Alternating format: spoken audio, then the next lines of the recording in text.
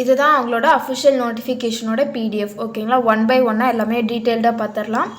இந்த நோட்டிஃபிகேஷன் எங்கேருந்து வந்தது அப்படின்னா தென்காசி. ஓகேங்களா, தென்காசி டிஸ்ட்ரிக்டில் இருந்து இந்த நோட்டிஃபிகேஷன் வந்தது. ஸோ அப்போ வந்துட்டு போஸ்டிங் எங்கே இருக்கும் அப்படின்னா அஃப்கோர்ஸ் தென்காசி மாவட்டத்தில் தான் இருக்கும்.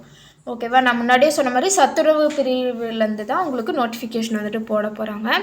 இதுக்கான மாத சம்பளம் பார்த்தோம் அப்படின்னா 15,000 ரூபாய். ஓகேங்களா, ஸோ அதை வந்துட்டு இங்கே கொடுத்துருக்காங்க. நெக்ஸ்ட்டு இது வந்து முழுக்க டெம்பரரி ஜாப். ஓகேங்களா, பர்மனெண்ட் ஆக்கப்படாது அப்படின்னு சொல்லியிருக்காங்க. இந்த வேலை நீங்கள் எவ்வளோ நாள் செய்வீங்க அப்படின்னா 11 மாதம் மட்டுமே செய்வீங்க அப்படின்னு அவங்க சொல்லியிருக்காங்க.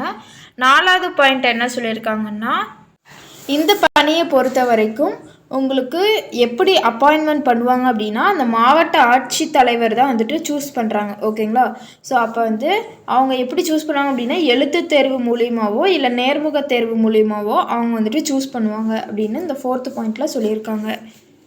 எங்கே நீங்கள் ஒர்க் பண்ணுவீங்க அப்படின்னா வட்டார அலுவலகங்களில் தான் வந்துட்டு நீங்கள் ஒர்க் பண்ணுவீங்க. ஓகேங்களா, நெக்ஸ்ட்டு நீங்கள் அந்த அப்பாயின்மெண்ட் வாங்கும்போது உங்கள்கிட்ட பாண்டு, ஓகேங்களா, அந்த 200 ரூபா வந்து செலுத்தக்கூடிய ஒரு பாண்டு பேப்பரில் நீங்கள் சைன் பண்ணுவீங்க. ஓகேங்களா, அந்த 11 மாதம் வந்துட்டு நான் ஒர்க் பண்ணுவேன் அப்படிங்கிற மாதிரி. இப்போது நீங்கள் கண்டினியூஸாக நல்லாவே வேலை செஞ்சீங்க அப்படின்னா வேலை பண்ணுற டியூரேஷன் வந்துட்டு நீடிக்கப்படும் அப்படின்னு அவங்க சொல்லியிருக்காங்க. ஒவ்வொரு 11 மந்த்ஸ்க்குமே அவங்க வந்துட்டு இன்டர்வல் விட்டு நீங்கள் ரினிவல் பண்ணுற மாதிரி இருக்கும். ஓகேங்களா, இந்த பணி வந்துட்டு நான் முன்னாடியே சொன்ன மாதிரி முற்றிலும் தற்காலிகமானது அப்படின்னு சொல்லியிருக்காங்க. எந்த ஒரு விதத்திலும் நிரந்தரமாக்கப்படாது அப்படின்னும் சொல்லியிருக்காங்க.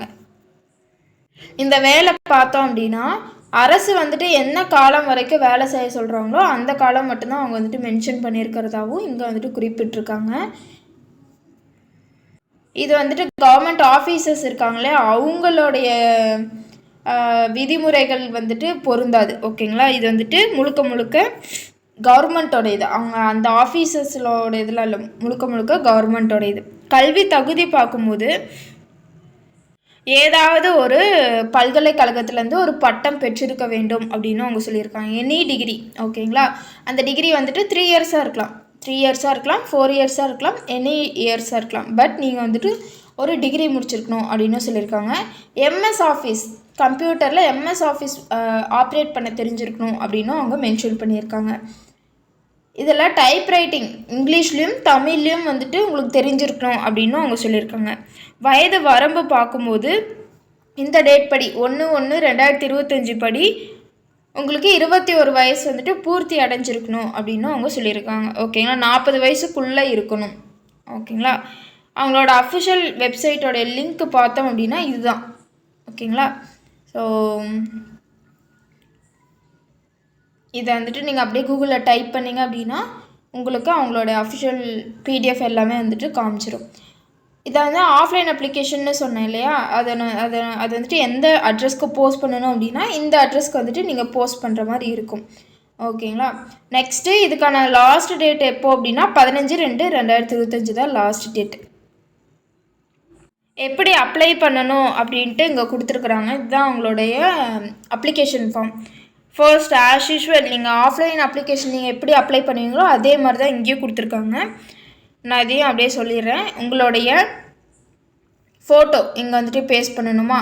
நெக்ஸ்ட்டு நீங்கள் என்ன போஸ்ட்டுக்கு அப்ளை பண்ணுறீங்களோ அந்த போஸ்ட் வந்துட்டு இங்கே ஃபில் பண்ணணும். நெக்ஸ்ட்டு பார்த்தோம் அப்படின்னா உங்களுடைய பெயர், அதை வந்துட்டு தமிழில் தான் கேட்டிருக்காங்க. ஸோ தமிழில் தான் நீங்கள் வந்துட்டு ஃபில் பண்ணுற மாதிரி இருக்கும். உங்களுடைய முகவரி, நீங்கள் இப்போ எங்கே இருக்கீங்களோ அந்த முகவரி இங்கே நீங்கள் மென்ஷன் பண்ணணும்.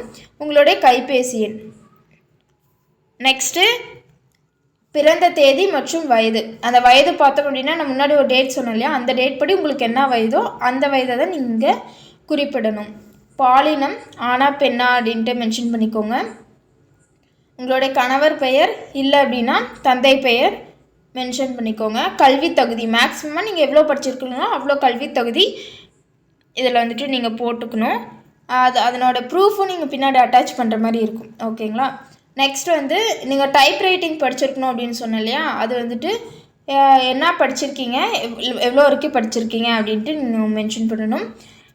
கம்ப்யூட்டர் நாலேஜ் எவ்வளோ இருக்குது அப்படின்ட்டு இங்கே மென்ஷன் பண்ணணும். உங்களுக்கு எக்ஸ்பீரியன்ஸ் ஏதாச்சும் இருக்குது அப்படின்னா அதனோட டீட்டெயில்ஸும் இங்கே நீங்கள் மென்ஷன் பண்ணணும். நெக்ஸ்ட்டு